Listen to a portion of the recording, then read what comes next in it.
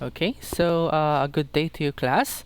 This recording contains Module 7, which contains the lessons Bloom's Revised Taxonomy and the ADDIE Model.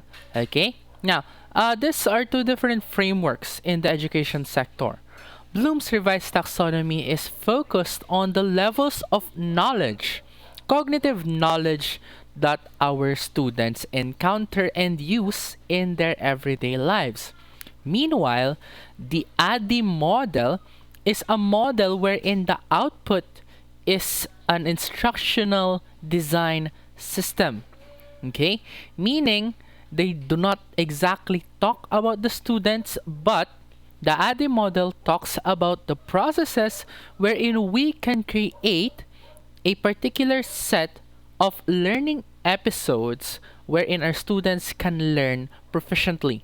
Okay, so let's talk about these frameworks in a few seconds. Okay, first we have, as I said, Bloom's taxonomy of learning. Now, there are two versions of this one. The first one was proposed by Benjamin Bloom in 1956. Okay, so along with his compatriots, they have developed or they have hypothesized the different domains of learning.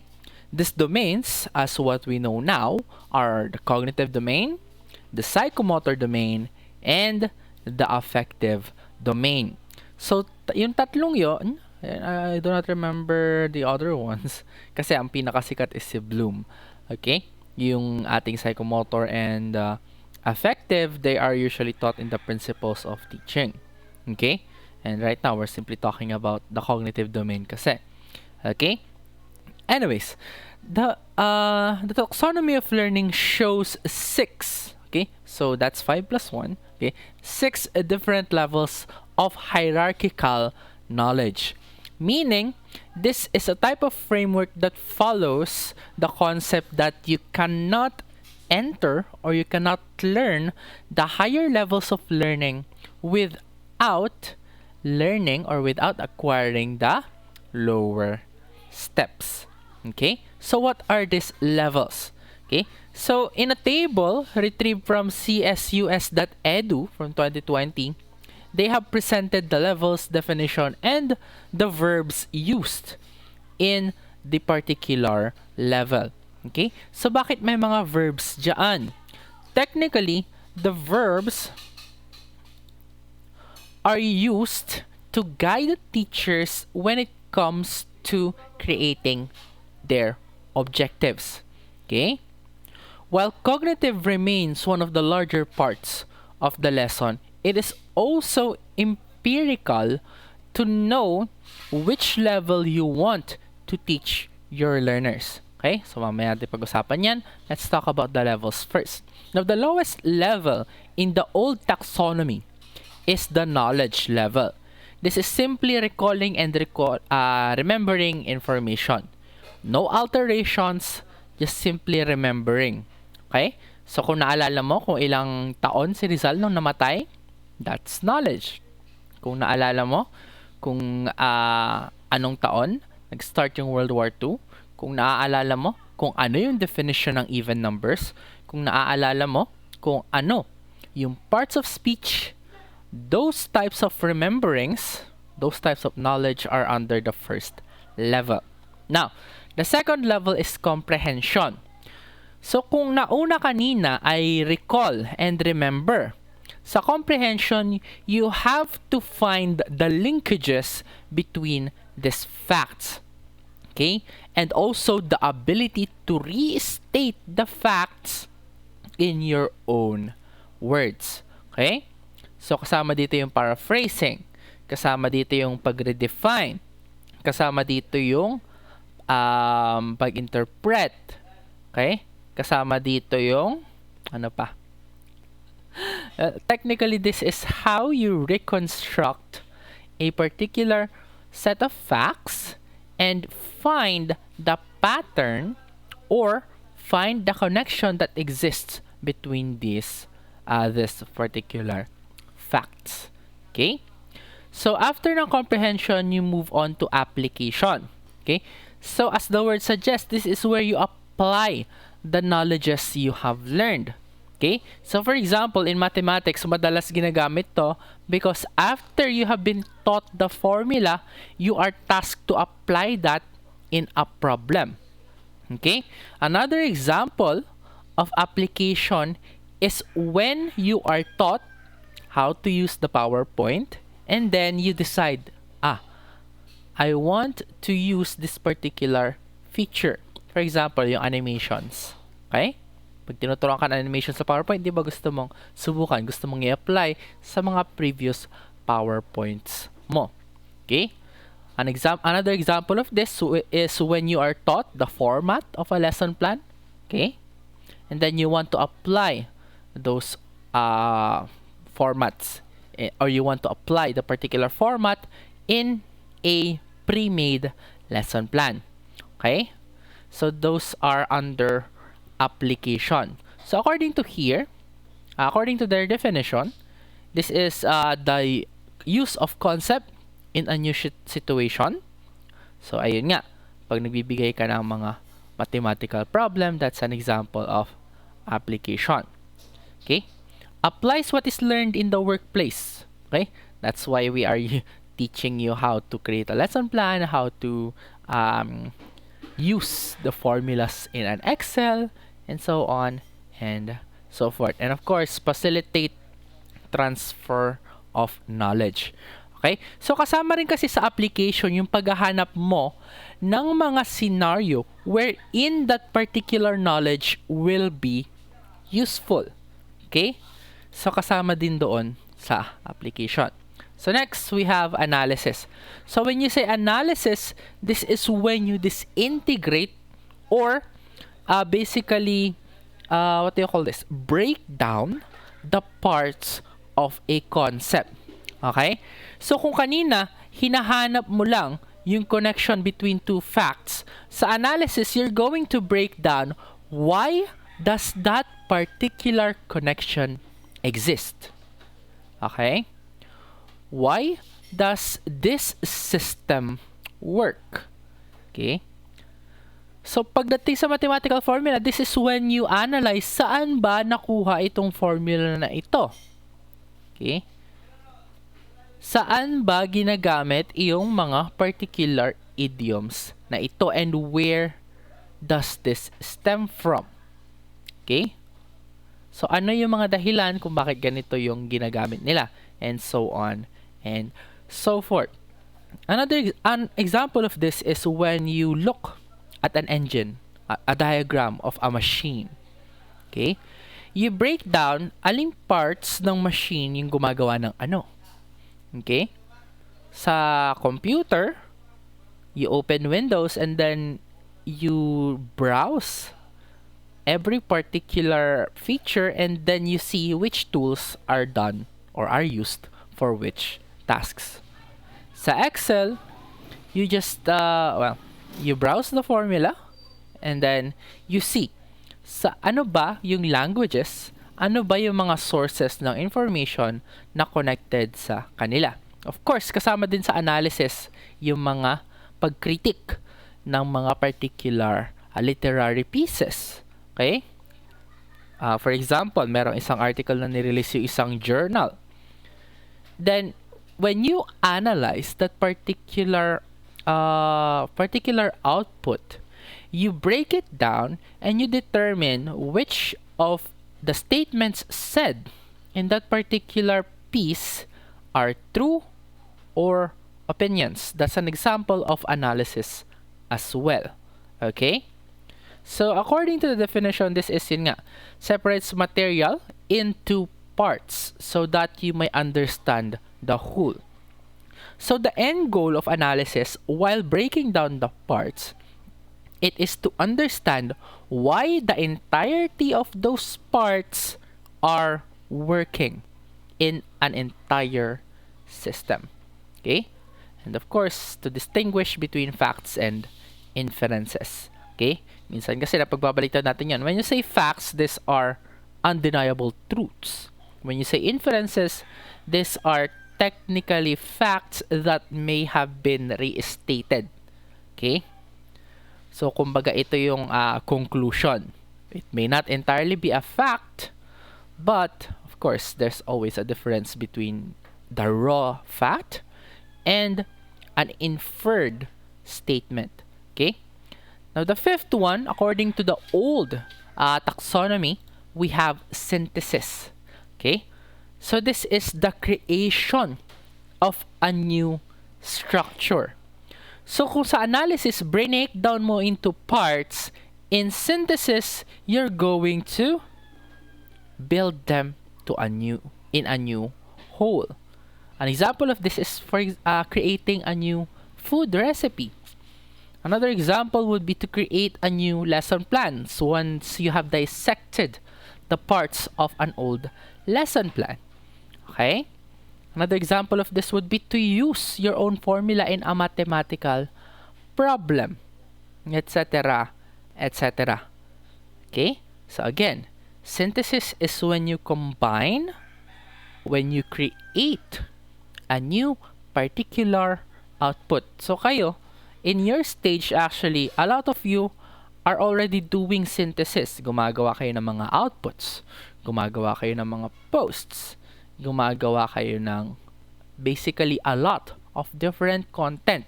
And that is under synthesis. Okay? So next is evaluation. You make judgments about the value of ideas or materials according to our table here. Okay? So from the word evaluate, you're going to judge whether a particular output is worthy of praise, is utilizable, or is even acceptable. Okay? So kasama dito yung pag-evaluate whether a particular piece is factual or not. Whether a particular statement is true or false. Whether a particular video is satisfactory, entertaining, or otherwise. Okay? So again, this is where you become judgers. Okay? You evaluate the outcomes. Okay? So those are the 6 levels in the old taxonomy. So I use the word old because actually, yung present ni Bloom ay meron siyang bagong version, but that is for later. So, sa ibang books, we have what you call the lower order thinking skills and the higher order thinking skills. Now, the lower order thinking skills is, according to our module, it's more useful to learn new ideas. Okay? Because in order to learn new ideas, the first level you have to go through is to remember that particular idea or that particular fact. When you first heard about the lesson plan, alam mo ba agad gumawa ng lesson plan? Of course not. You do not even know the contents of a lesson plan. Basta narinig mo lang. Okay?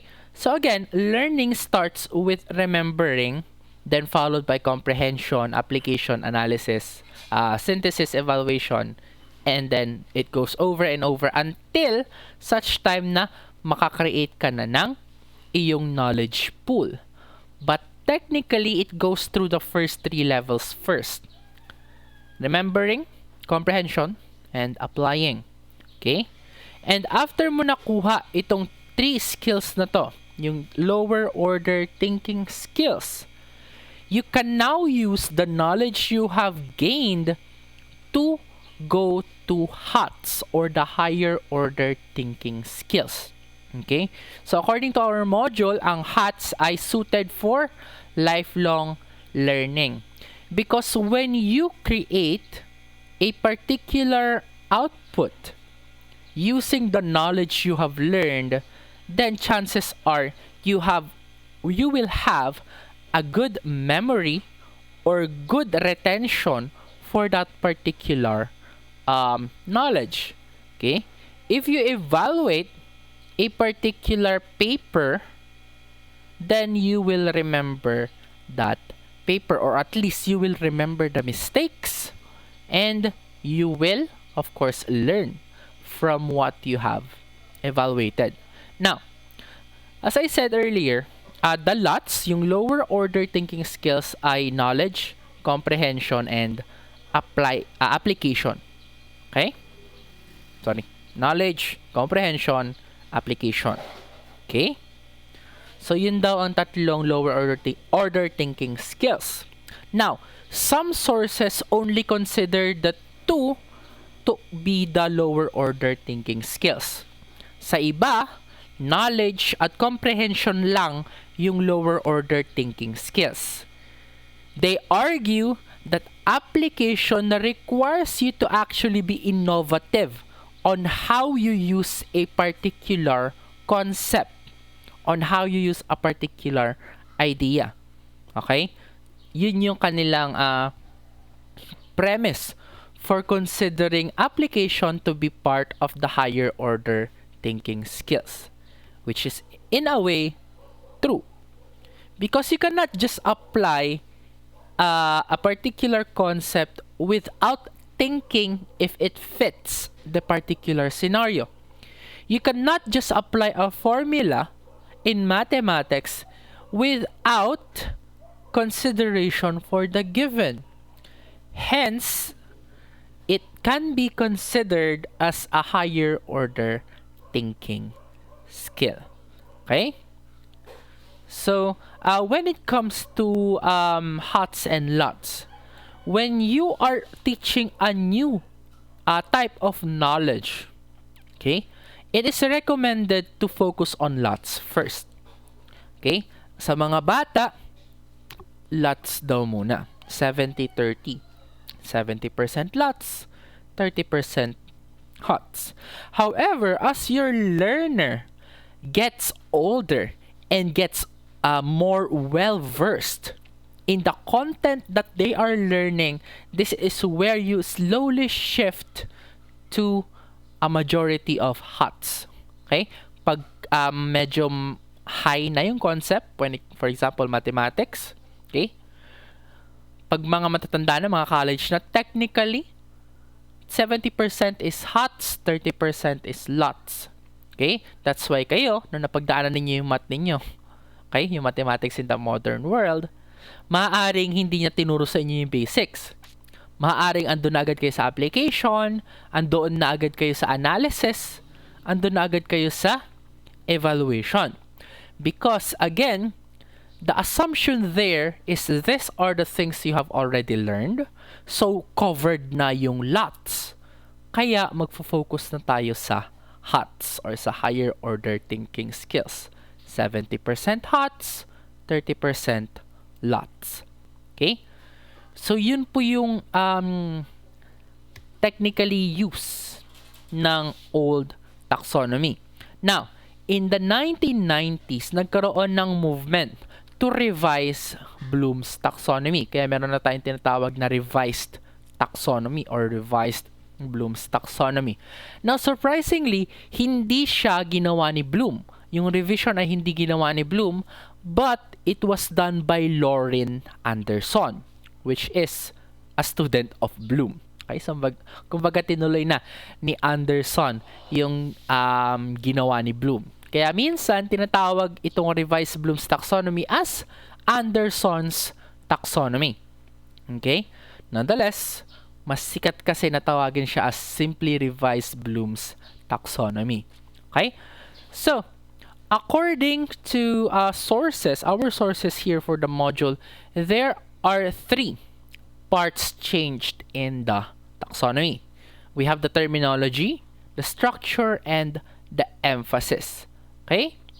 So you will see here in the table here, the table is extracted from Schultz in 2005. Okay? As you can see here, the words are changed. So sa old version, they are nouns. Sa new version, they are changed into verbs. Okay? Knowledge became remembering. Comprehension became understanding, application applying, followed by analyzing. And then, ang pinaka-isa pa makikita nyo is that synthesis and evaluation has changed level. Okay? So, ang pinakamataas na in the new taxonomy is creating. The ability to create something new from what you have learned. Okay? So, ano na yung definition nila ngayon? Okay? So, according to Anderson and Krathwohl, okay, cited from Forehand 2010, these are their definitions. So, sa remembering, of course, andun pa rin yung pag-recall ng knowledge from long-term memory. Recall, retrieve, recognize. Okay? Again, pag-alala pa rin yan ng iyong mga nakaraang natutunan. Next, we have understanding, constructing meaning from information through different avenues. Okay? Again, andun pa rin yung pag-understand mo ng facts and what its dimensions are, its connections with other sets of facts, and how they work in a general fashion. Okay? Again, understanding. Your understanding of how a system, a formula, or a definition works. Of course, kasama pa rin dito yung pag-reconstruct ng mga lumang definition. Paraphrasing is still there. Okay? Next, we have applying, which is carrying out or using a procedure through execution. Okay? So, again, applying is technically just the same. You're going to use what you have learned in a particular scenario, and that is that. Now, of course, kasama rin doon yung pag-identify if the scenario can actually be solved by the knowledge you have chosen and vice versa. If the knowledge you have chosen is actually useful in a particular scenario. Pang-apat is yung analyzing. Again, this is breaking down the materials, wherein your purpose is to understand how each part contributes to a working system or to a working whole. So, yun yung analyzing. Next is evaluating. Again, dito yung magiging judger ka pa rin.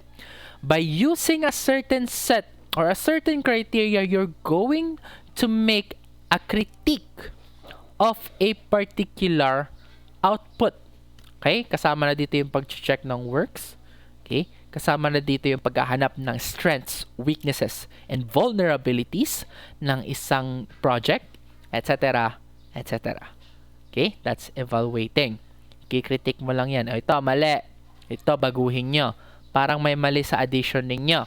Parang may mali sa inyong grammar. Those are examples of your skills in evaluating. And pang-anim is to create or creating. This is putting elements to create a new, coherent, and functional whole according to Krathwohl and Anderson. Okay?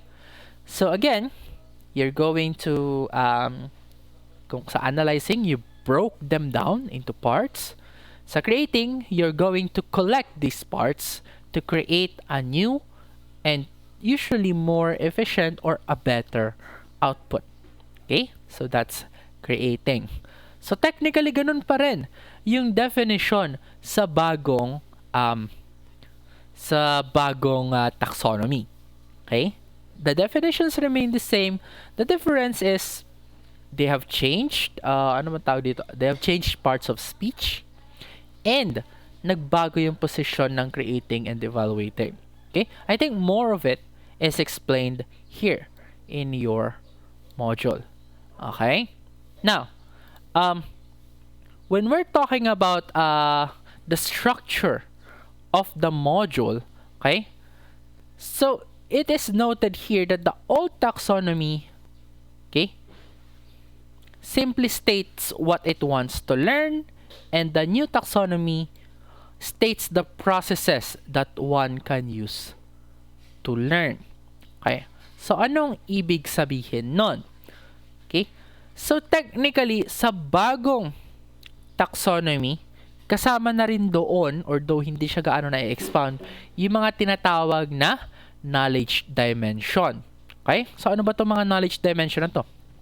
Because the cognitive domain is not only limited to facts, it is also how you use your knowledge or how you use information and how you actually connect information. And also, andun din yung pag-identify kung alin yung kulang sa iyong information system. All of these processes are what you call the knowledge dimension. So, according to Diana Fisher, we have 4 knowledge dimension. The first one, yung pinaka-common or actually yung pinaka-matagal na nating inaalam. This is factual knowledge. Simple, raw facts. Simple and raw data. You're not going to process the data, you're simply going to absorb them. Okay? You're absorbing dates. You're absorbing the name of places.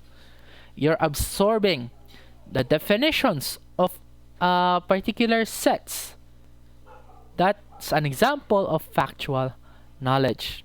Next is conceptual knowledge. Okay? Now, when we're talking about conceptual knowledge, this is the knowledge dimension that focuses on the connections between factual knowledge. Hindi ka nagfo-focus sa facts, but rather on their connection. Okay? So, paano nila define ito? Bakit ganito yung ginagamit nilang formula sa particular math problem? Ano yung etymology ng pangalan na ito? Okay? Ano yung significance ng date na to in comparison with this data? Bakit ba tumataas yung inflation rate based on the prices of gasoline, etc., etc.? Again, this is finding the connections and the concepts that exist beneath a set of related facts or factual data. Now, procedural knowledge is the most straightforward. Your knowledge on how to do something. Your knowledge on how to apply a formula. Your knowledge on how to create a sentence that follows the rules of grammar. Your knowledge on how to do a particular task like cooking. All of those are procedural knowledge. Okay? And next, we have metacognitive knowledge. This is a type of knowledge wherein you identify which facts are missing, how facts can be retrieved, or how facts can be, or basically how knowledge can be used in your own learning. Okay? Kasi tayo, we are aware that we're not all-knowing. Hence, a part of us would have to think, which knowledge am I missing in this field? Okay? Tayo, minsan, pagdating sa ating mga klase, bakit ba hindi ko alam to? Ano yung sinasabi ni sir? Saan niya ulit kinonect? Okay? Paano ko matututunan ito? All of these questions is part of your knowledge of the metacognitive dimension. Okay? Your understanding of your own learning. Okay? So in 2005, Diana Fisher created a table wherein she stated examples of verbs you can use to choose which level of the taxonomy you want to do or you want to focus on, and which knowledge dimension do they actually use. Okay? So you can see here, for example, under remember, if you simply want a lots, and if you want it to be factual, you can use the verb list. Okay? You can use tabulate for procedural. Okay? So gagawa sila ng table, of course.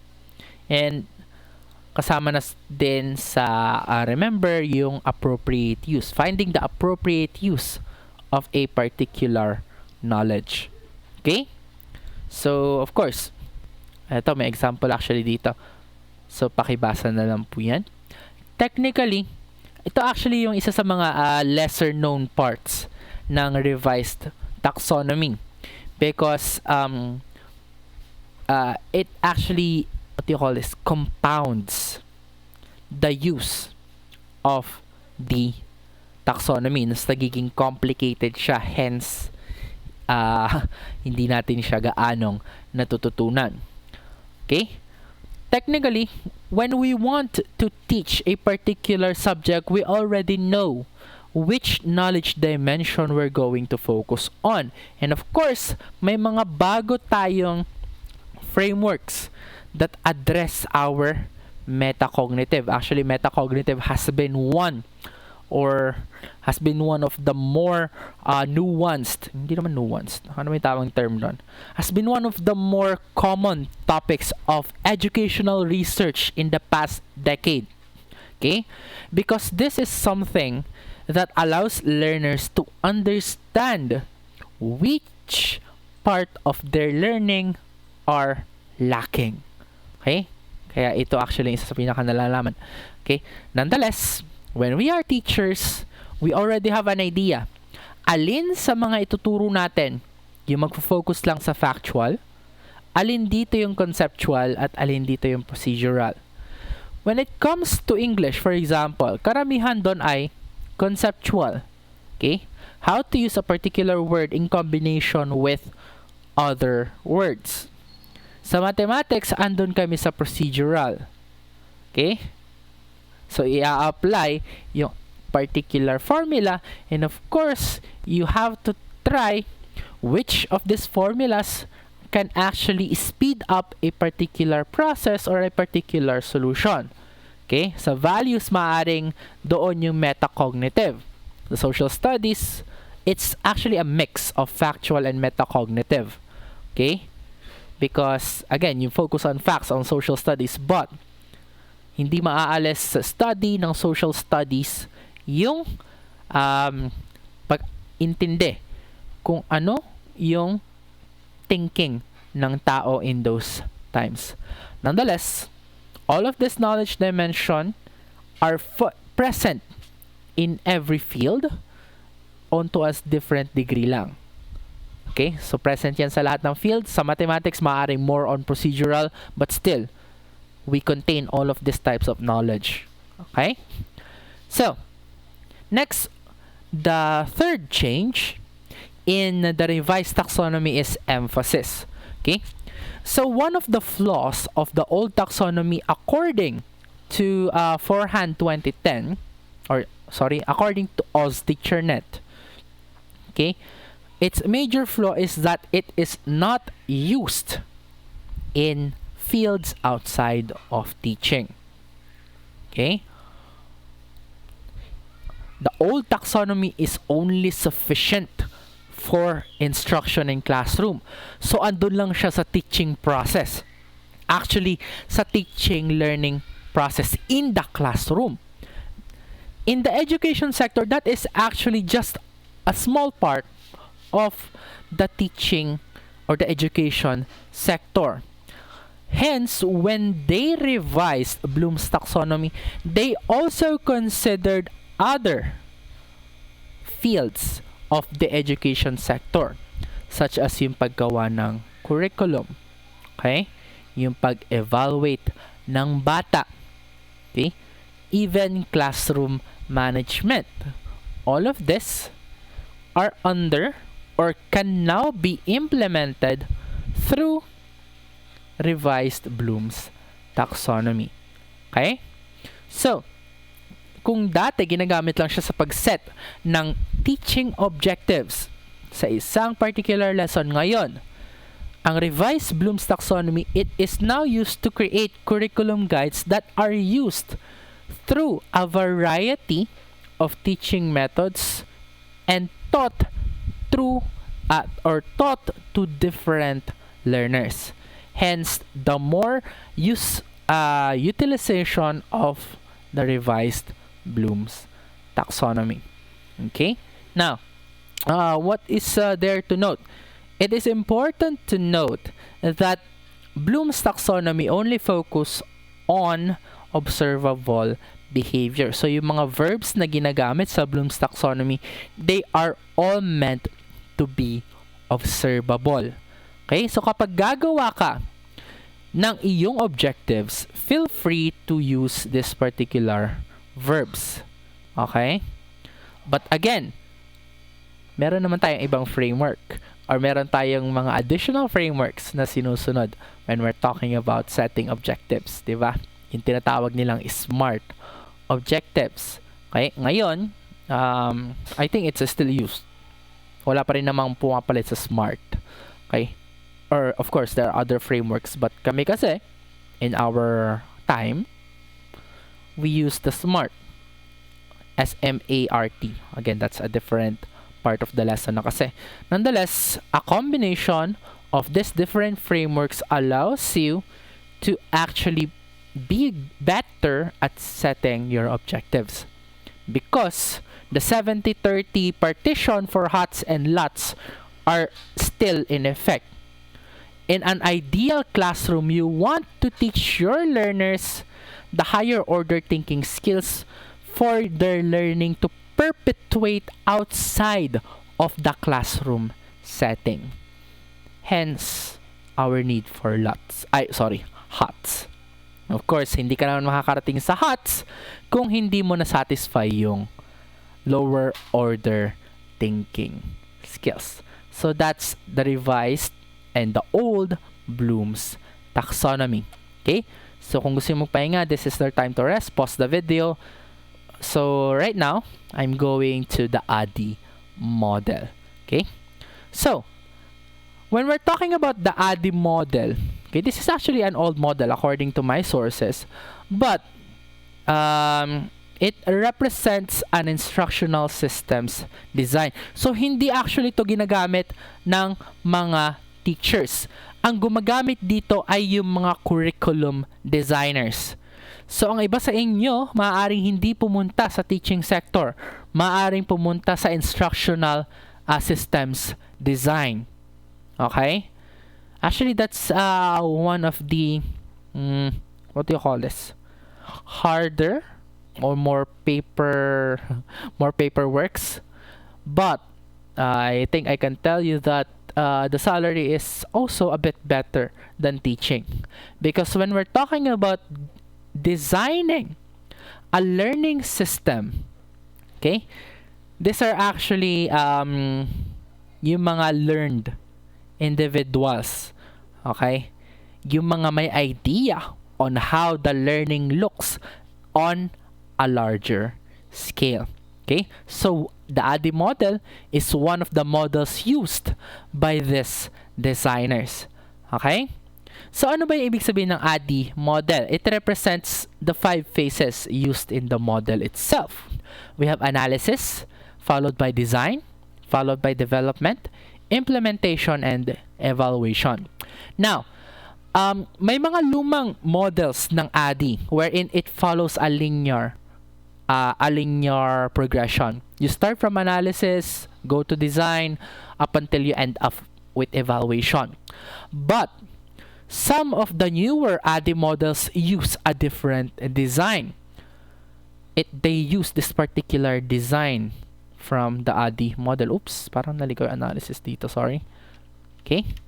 This one is retrieved from learnupon.com in 2020. Okay. So this is the newer version of the ADDIE model. Of course, you still start with analyze.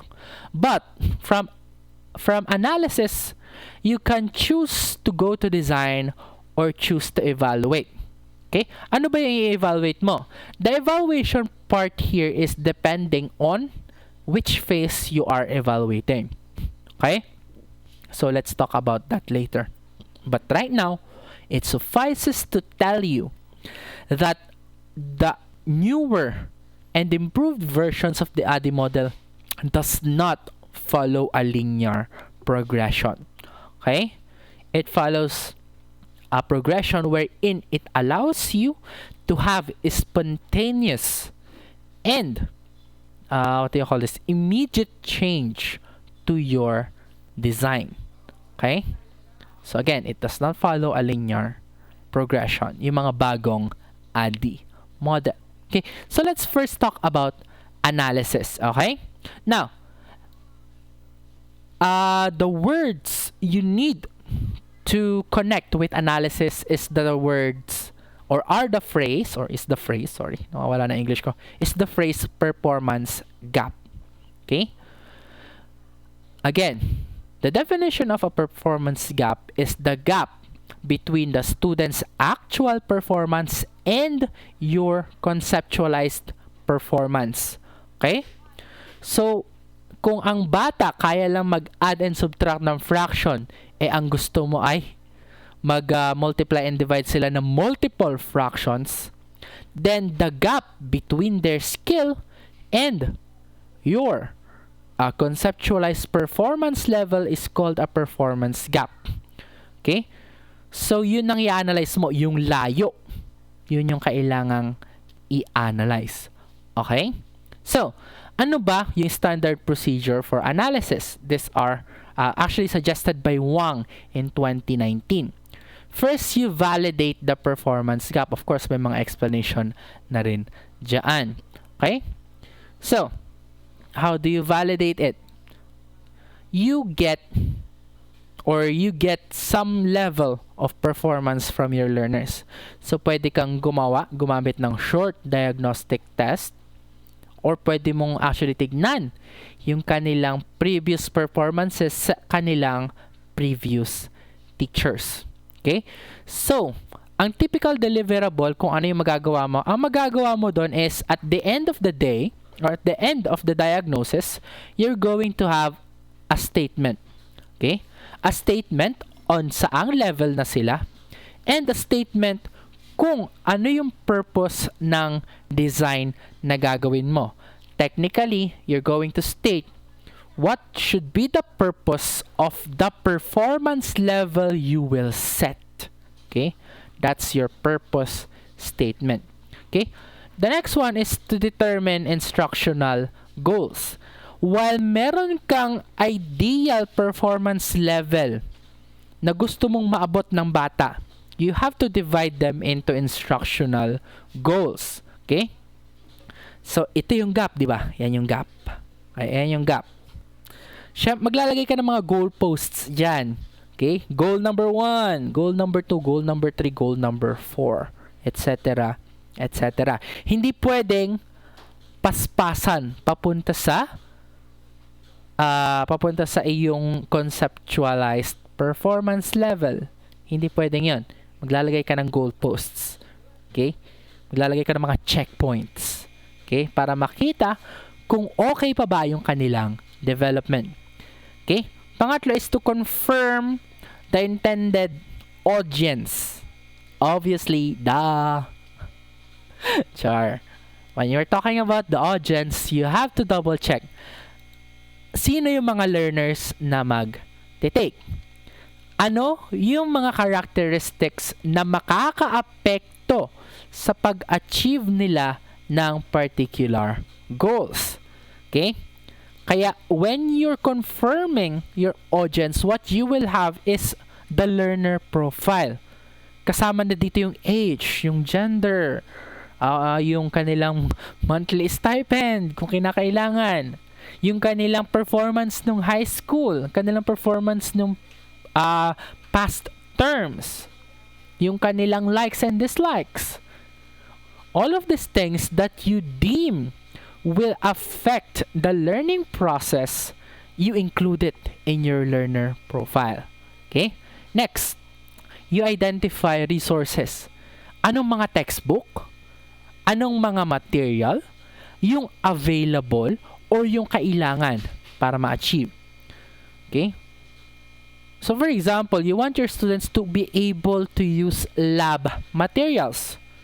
Obviously, the required material would be lab materials. Kailangan mo ng laboratory resources or materials to achieve your goal. But technically kasi, when you're designing a curriculum, for example, you're not only going to set that particular purpose. Minsan ang purpose mo is talagang To be able to define the different frameworks in teaching. Ganun actually yung gawa ng isang hindi naman curriculum yun, ng isang course. Okay? So minsan pag nagde-design ka ng instructional system, talagang yung goal mo ay marami because your end performance level is actually quite high compared to their level right now. Okay? Next, after mo na identify anong textbooks, anong materials, anong mga particular resources pa ang gagamitin, you're going to determine kung ano yung delivery system mo. Online ba? Face-to-face? Blended learning? Modular? Are you going to talk to them? Are you going to deliver it through videos? Okay, are you going to deliver it through the use of tools? Through auditory? Through visual? Through psychomotor? All of these things you will consider. Okay, because all of these things cost resources.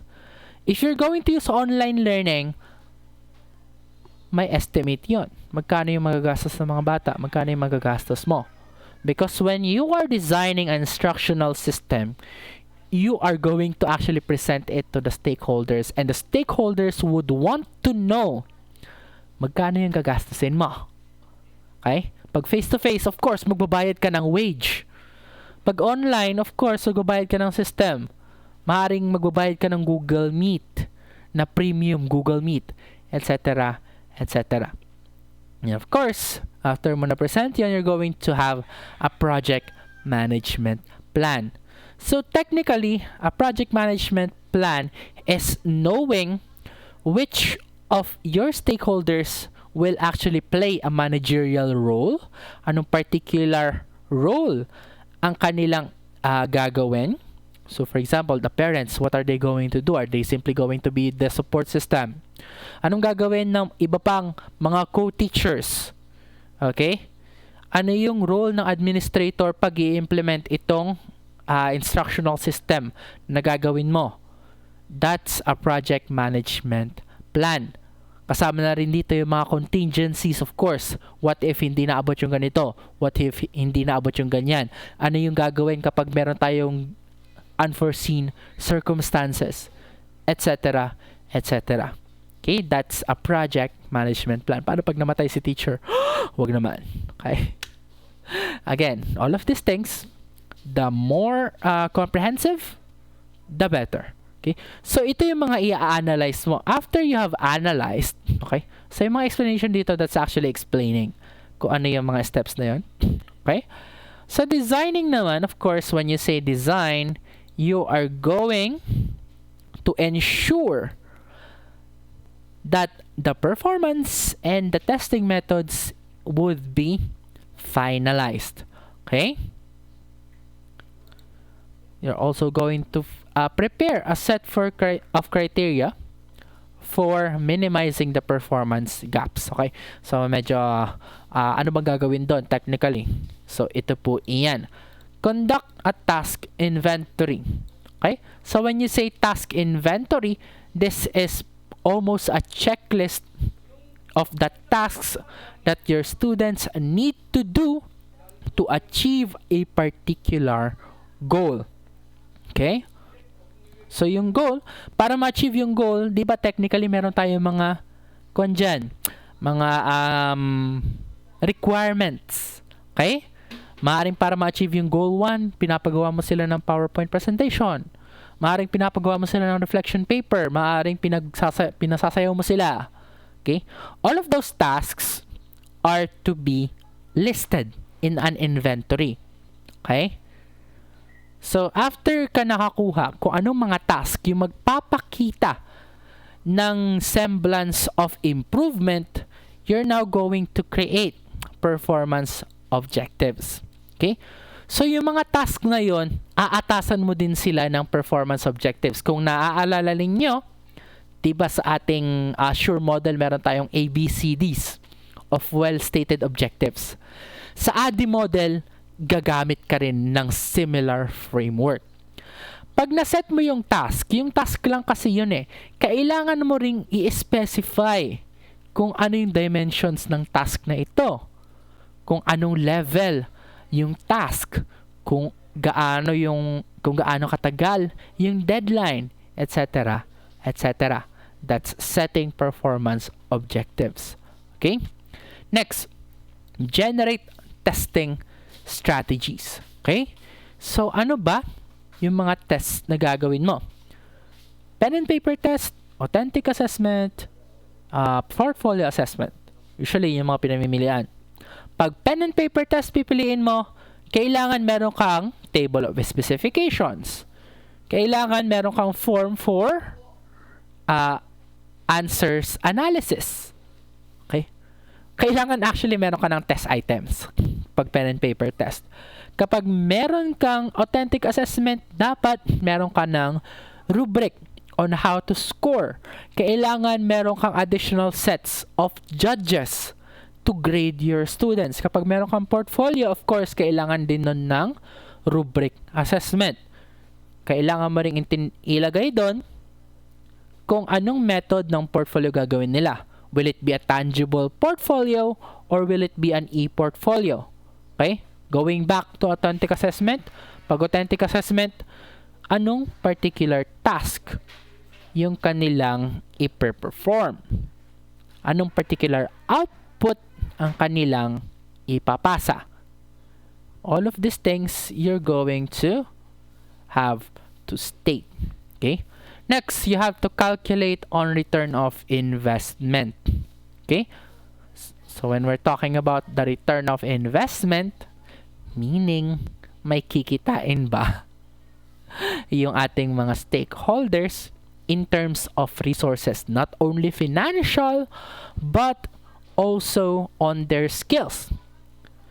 Kung apakalaki ng gastos mo sa lab materials, tapos ang goal mo lang ay mababang level, hindi maganda yung return of investment.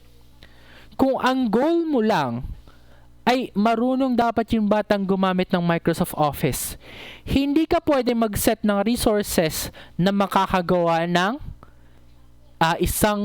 mga isang daang gaming computer. Hindi pwedeng ganon. Kung ano yung iyong performance objective, the resources should be appropriate, not too much and not too little. Because again, alam niyo naman, 'di ba? Pag mababa yung sinet mong budget, hindi mo mabibili yung mga kailangan mong bilhin para maturuan yung mga estudyante. Okay? Pag masyado namang mataas, maaaring maging useless waste lang yung sobrang resources. Maaaring sobra-sobra yung binili mo. Okay? Etc. etc. That's the return of on investment. Kaya actually mabusising work talaga ang pag-set ng instructional systems design. Okay? Next, we have to develop. Okay? Now, the purpose of developing is to validate the learning resources. Okay? So there are 6 steps there. According to Huang et al. Generate content. Dito ka nagagawa ng lesson plan, ng modules, okay? Ng mga videos, yung ginagawa ko ngayon, etc. etc. So after you have developed those particular content, you're going to select a supporting media. There's a reason why we provide the references pagkatapos ng module. There's a reason why we give avenues for students who want to have further knowledge on a subject. Okay? So it is your job to give them those avenues as well. Okay? Next, you have to develop guidance for both the student and the teacher. Again, when we're going to use the ADDIE model, hindi yung learning process yung output natin. Ang output natin ay isang instructional system. That instructional system should be useful not only to you and your learners, but for other students and teachers as well. That's why when you're designing your own, you also have to develop guiding questions or guiding principles. Okay? Kasi again, kapag hindi ka gumawa ng ganon, then your instructional systems would technically be useless. Because the goal of an instructional system is to create an efficient system for learning. Not for you, not for your students alone, but for everyone who's going to use it. Okay? Next, you have to conduct formative revisions. Okay? So you can do this by, of course, conducting a pilot study. Or you can check whether the resources are up to par kapag pina-check mo yung lesson plan. Okay? Kapag pina-check mo yung mga video sa iyong administrators or stakeholders, technically merong mga comment yung mga iyan. Okay? Of course, you also have to provide provisions for those who would use it. Okay? For example, gagamitin mo siya sa set of learners that is native to the Philippines. Kailangan mong i-state, kapag gagamitin nyo po sa ibang lugar, ganito yung kailangan nyong gawin. Kailangan nyong baguhin yung mga pangalan. Kailangan nyong tignan kung yung mga resources ba ay useful or appropriate sa setting ng mga paggagamitan nyo ng mga bata sa Africa, for example. Okay? Itong lesson plan na to ay ginawa para sa mga bata on the lower or on the poverty level. If you want to use it to the students on the higher class or higher rich class, then you may need to edit it in this way. Yun ang kino-contain ng formative evaluation plan. Okay? Course, yung mga significant revisions. Then, kapag nagre-revise ka, halimbawa, gumamit ka na ng ibang instructional system design, you also have to note ano yung mga binago mo mula sa original. Okay? Ang ADDIE model kasi, it's a cycle. Okay? Pagkatapos ng isang cycle, meron kang isang instructional system design. Okay? Yung instructional system design sa unang cycle, pwede mo pa rin siyang gamitin sa pangalawa, sa pangatlo, pang-apat na cycle. Ang importante ay, kailangan mong i-note ano yung mga binago mo from each cycle. Okay? And of course, after mo nagawa yun, you're going to conduct a pilot testing. Okay? So, gagamitin mo siya sa paunang set ng learners. Kaya yung K-12, kung maaalala ninyo, pinilot testing mo na siya sa ilang schools sa Makati. Because without pilot testing, you will not be sure na baka pag in-implement mo na yan on a larger scale, baka dun pa lang lumabas yung mga problema. Nagpa-pilot testing tayo para may idea tayo kung saan yung mga problematic parts in our instructional systems design. Okay? So, after ka nakakonduct ng pilot test, pupunta ka na sa implement. Okay, ito yung pinaka-straightforward. Magtuturo ka na.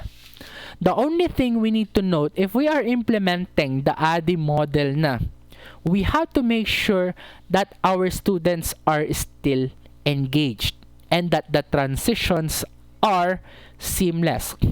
Meaning, dapat i-observe mo yung principles on teaching. For example, you're using an instructional system that is not yours. Always go back to the facilitator and student guides para ma-ensure mo na yung implementation mo ay tama. Kasi kapag wala yung guide na iyon, maaring iba yung interpretation mo, maaring iba yung delivery mo ng lesson aside from its intended deliveries. Okay? So, yun yung mga kailangan nating tandaan when it comes to implementing. Next, we have evaluate. So, when you say evaluate, we're not only evaluating student performance here, although part yun ng evaluation. we're also evaluating each of the steps of the ADDIE model. Kaya kung makikita ninyo, yung evaluate ay nasa gitna ng ADDIE model kanina. Mamaya natin pag-usapan yun. For now, ano bang gagawin sa evaluate? First, you have to set a criterion. Criterion for what? Criterion for the performance of the learners, of course. Criterion for the success of the instructional materials you have used. Criterion for each and every part of the ADDIE model. How are you going to evaluate kung tama yung ginawa mo sa mga previous phases? Iyon ang ibig sabihin ng pagsiset ng criterion. Pangalawa, magsiset ka ng evaluation tools. Maaring gumamit ka ng Likert scale, survey mo sa students. Maaring gumamit ka ng rubric when you're testing your students. Maaring gumamit ka ng pen and paper test if you're testing your students. Maaring magpa-validity test ka if you're checking the validity of your materials. So for each and every criterion that you made, you're also going to make an evaluation tool for that. Okay? So going back to the evaluation phase. Okay? So as I said, evaluation is in the center of the ADDIE model here. So once you have analyzed, you evaluate as well. Tama ba yung pag-analyze mo sa learners? Tama ba yung mga tama ba yung mga profile nila? Tama ba yung delivery na gagamitin mo? Okay? Appropriate ba yung delivery na gagamitin mo? Okay? Okay na ba yung mga contingencies na naset mo? Yung mga pag-set mo ng management, are the people responsible in the project management plan actually credible or capable of those particular roles? That's an example of evaluating the analyze phase. Next, evaluating the design. Okay? You evaluate kung tama ba yung naset mong performance. You evaluate if your goal can be achieved in the given time by the stakeholders. Okay? You evaluate kung okay ba yung pagkakahati-hati mo. And of course, you're going to evaluate whether your test items, your TOS, are actually appropriate for your learners. Okay? Kung i-contextualize natin sa SATs and LATs, you evaluate. Ano ba yung mga learners ko? Mga bata ba, matanda? Yung TOS ko ba? 70% ba yun ay HOTS? Etc. Etc. Evaluating development, as I said, ipapacheck mo yung lesson plan mo, di ba? Okay? I-check mo yung mga videos na ginagawa mo. Okay? Pa-evaluate mo din kung easy to follow ba yung ginagawa mong plan. Okay? Kasi kapag hindi, babalik ka sa development. After ka bumalik sa development, evaluate mo ulit. Pag may mali, balik ka ulit sa development. And paulit-ulit yun. Okay? Hanggang marating mo yung satisfactory level ng development. So, after ka naka-development, pupunta ka sa implement na. Okay? When it comes to implementing, you ask yourself, tama ba yung pag-implement ko? I-evaluate mo din, habang nagtuturo ba ako? Nakukuha ko ba yung attention ng mga students? Okay? Okay ba yung mga questions na tinatanong ko? Yung aking questioning skills ay sufficient ba? That's how you evaluate the implement phase. Okay? So again, ang evaluation here, it's not for your learners only. It's for the entirety of the ADDIE model, because every time you evaluate, the entire instructional system actually gets better, because nakikita mo unti-unti yung mga problems, and it gives you provision to actually change it immediately. Okay? Pag may nakita kang mali sa lesson plan, palitan mo agad. Ganon yung sinasabi ng evaluation sa ADDIE model. Of course, this is not something that is usually done alone. Kapag gagawa ka ng instructional system, usually meron kang team na tutulong sa'yo para dyan. Lalo na pag malaki yung scale ng instructional system na gagawin mo. Okay? Pag ang gagawin mo lang is for a very specific group of learners, well, yes, that's possible. Maaari mo magawa yan alone. But of course, you have to evaluate each and every process, and you have to ensure that the people you are working with can actually help you. Okay? So that is what do you call this? That is the ADDIE model in itself. Okay? So kanina yung Bloom's Taxonomy ginagamit siya sa instruction lang. Yung revised Bloom's Taxonomy ginagamit siya sa overall educational sector. And the ADDIE model is used to create an instructional system, an example of which is an entire curriculum. Okay? So if you have plans to create curriculum on your own, then the ADDIE model is very much useful for that. Okay? So that is the end of our lesson for this recording. Okay? And I hope to see you all in our asynchronous class. I hope you have learned a good deal today, and I hope you enjoy the rest of your day. Bye!